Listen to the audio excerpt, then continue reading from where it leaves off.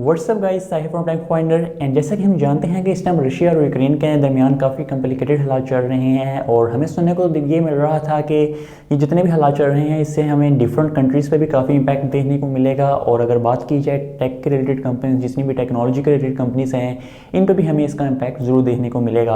और फाइनली हमें इनके इम्पैक्ट देखने को मिल चुके हैं। हमें काफ़ी डिफरेंट कंपनीज की तरफ से काफ़ी रिस्पॉन्स देखने को मिल चुके हैं। उन्होंने काफ़ी डिफरेंट एक्शंस को अपनाया है ताकि जितने भी ये हालात हैं इनको कम से कम इनको ज़्यादा से ज़्यादा रोका जा सके। अब सबसे पहले अगर मैं बात करूं यहाँ पे फेसबुक की, तो फेसबुक ने एक सबसे पहले एक्शन लिया है। उसने रशिया के अंदर जितने भी अकाउंट्स हैं, जितने भी मीडिया के अकाउंट्स हैं, वहाँ पे उनके तमाम के ऊपर मोनेटाइजेशन को ऑफ कर दिया है। अब इससे हुआ ये है कि जितने भी वहाँ पे अकाउंट्स थे वो कोई भी अपने अकाउंट्स के ऊपर एड्स को रन नहीं कर सकेंगे, जिसकी वजह से कोई भी अर्निंग नहीं होगी। अब ये उन्होंने वर्ल्ड वाइड किया है कि रशिया के अंदर जितने भी अकाउंट्स हैं वो मुकम्मल तौर पर वर्ल्ड वाइड उन पे मोनेटाइजेशन को ऑफ कर दिया गया है। अब यहाँ पे इसके बाद ये पहले फेसबुक ने किया था, इसके बाद फिर हमें रशिया की तरफ से भी एक रिस्पॉन्स देखने को मिला था। उसने काफ़ी ज़्यादा डिफरेंट कंपनी, जिनमें एप्पल भी इंक्लूड है, एप्पल, स्पॉटिफाई और फेसबुक, मेटा कंपनी है फेसबुक की, यानी कि मुकम्मल ब्रांडिंग है। इन तमाम को उन्होंने कहा था कि आप एक न्यू लॉ को अपनाएंगे, आपने एक लॉ को अप्रूव करना है जिसके अंदर आप मुकम्मल हमसे डाटा शेयर करेंगे और एक सेंसर के ज़रिए आप हमें शो करेंगे, यानी कि जो डाटा हम कहेंगे आप वही सिर्फ हमें यानी कि दिखा सकेंगे रशिया के अंदर। अब यहाँ पे बात यह आती है कि एक तरह से फेसबुक का तो हमें पता है कि फेसबुक डाटा प्राइवेसी के हवाले से इतनी मशहूर नहीं है, यानी कि इसमें हमें काफ़ी ज़्यादा डाटा लीक्स देखने को मिलती रहती हैं। लेकिन अगर बाकी कंपनीज़ की बात की जाए तो वहाँ पे हमारे पास हमें काफ़ी प्राइवेसी देखने को मिलती है। फॉर एग्जांपल अगर हम एप्पल की बात करें तो एप्पल की तरफ से हमें प्राइवेसी में काफ़ी ज़्यादा रिस्ट्रिक्शंस देखने को मिलती हैं। फॉर एग्जांपल एप्पल की तरफ से हमें अभी आई थिंक लास्ट ईयर या फिर एक लास्ट ईयर हमें एप्पल की तरफ से ऐप ट्रैकिंग पॉलिसी देखने को मिली थी, ट्रैकिंग, जिसके ज़रिए आप मुकम्मल तौर पे एप्लीकेशंस जो आपने इंस्टॉल किए हैं उनको आप एक्सेस ब्लॉक कर सकते हैं कि वो आपको ट्रैक ना कर सकें।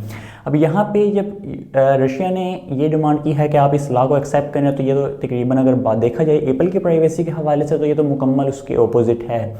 तो मुझे नहीं लगता कि एप्पल इस प्राइवेसी को एक्सेप्ट करेगा, क्योंकि ये मुकम्मल तौर पे एप्पल को वर्ल्ड वाइड इफेक्ट करेगा। बाकी इसमें से कुछ कंपनीज हैं जिन्होंने इसको एक्सेप्ट कर लिया है, लेकिन यहाँ पे अगर बात की जाए तो आई थिंक फेसबुक ने भी इसको एक्सेप्ट नहीं किया, स्पॉटिफाई ने आई थिंक इसको एक्सेप्ट कर लिया है और एप्पल की तरफ से भी हमें अभी इसका कोई भी रिस्पॉन्स देखने को नहीं मिला। अब इसके बाद हमारे पास रशिया की तरफ से हमें पहले टिम कुक की तरफ से भी एक ट्वीट देखने को मिला था, जिसके अंदर उसने मुकम्मल तौर पर बताया था कि जितने भी हमारी टीम्स इस टाइम वर्क कर रही हैं यूक्रेन के अंदर, हम मुकम्मल अपनी फुल एफर्ट कर रहे हैं उनकी सिक्योरिटी के हवाले से और उनको मुकम्मल सपोर्ट प्रोवाइड करने के लिए। और बाद में उन्होंने अपनी सपोर्ट यूक्रेन के लोगों के लिए भी शो की थी कि हम काफ़ी फ़िक्रमंद हैं और अपनी फुल ट्राई कर रहे हैं उनको सपोर्ट करने के लिए। जितने भी इस टाइम यूक्रेन के पीपल अवाम है, जितने भी अफेक्टेड हैं इस टाइम रशिया के अटैक से। उसके बाद हमें यूक्रेन के जो वाइस प्राइम मिनिस्टर हैं उनकी तरफ से भी एक रिस्पॉन्स देखने को मिला था। उन्होंने टिम कुक, जो एप्पल का इस टाइम करंट सीईओ है, उसको भी एक लेटर लिखा था, जिसके अंदर मुकम्मल उन्होंने अपनी इस टाइम करंट जो सिचुएशन चल रही है वहाँ की यूक्रेन की वो बयान की है। आप उस लेटर को स्क्रीन पर भी देख सकते हैं, हमें सोशल मीडिया पर ये मिल गया था।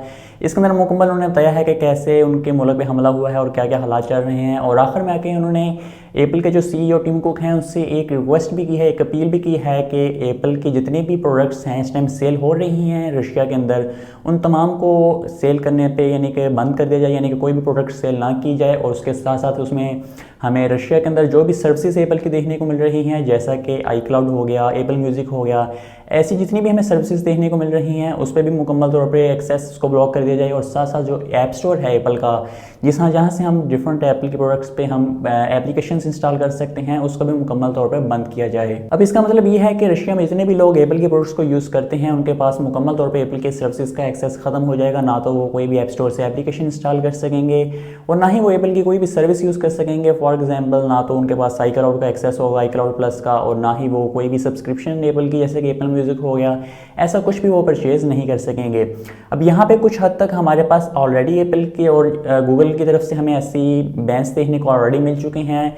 अब जैसे कि गूगल पे और एप्पल पे ऑलरेडी यूएस की तरफ से हमें मुकम्मल तौर पे बैन देखने को मिल चुकी है रशिया के अंदर। फॉर एग्जांपल, रशिया में काफ़ी बैंक्स हैं जिनके ऊपर मुकम्मल तौर पर रिस्ट्रिक्शंस लगा दी गई हैं कि वो गूगल पे या एप्पल पे यूज़ नहीं कर सकते रशिया के अंदर, जो कि अगर आप आईफोन से पे करना चाहें तो वो मुकम्मल तौर पे उसके ऊपर बैन लगा दिया गया है।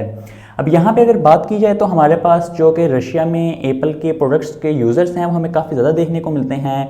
यहाँ पे अगर मैं रिपोर्ट की बात करूँ तो यहाँ पे हमारे पास जो एप्पल के यूज़र्स हैं वो तकरीबन 28.72% एप्पल का मार्केट शेयर है यूएसए के अंदर।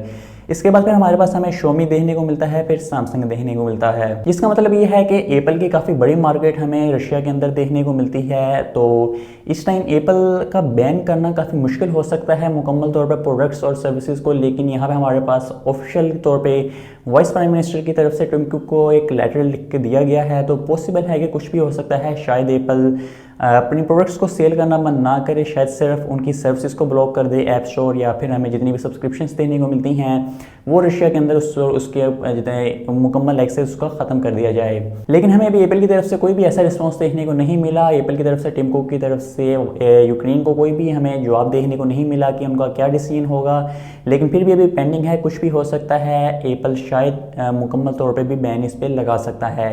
तो आज की समय बस इतना ही था। वीडियो पसंद आए तो लाइक करना मत भूलिएगा, चैनल पर नए हैं चैनल सब्सक्राइब जरूर कर लें, एंड आपसे मिलूंगा अगली वीडियो में। तब तक के लिए अल्लाह हाफिज़।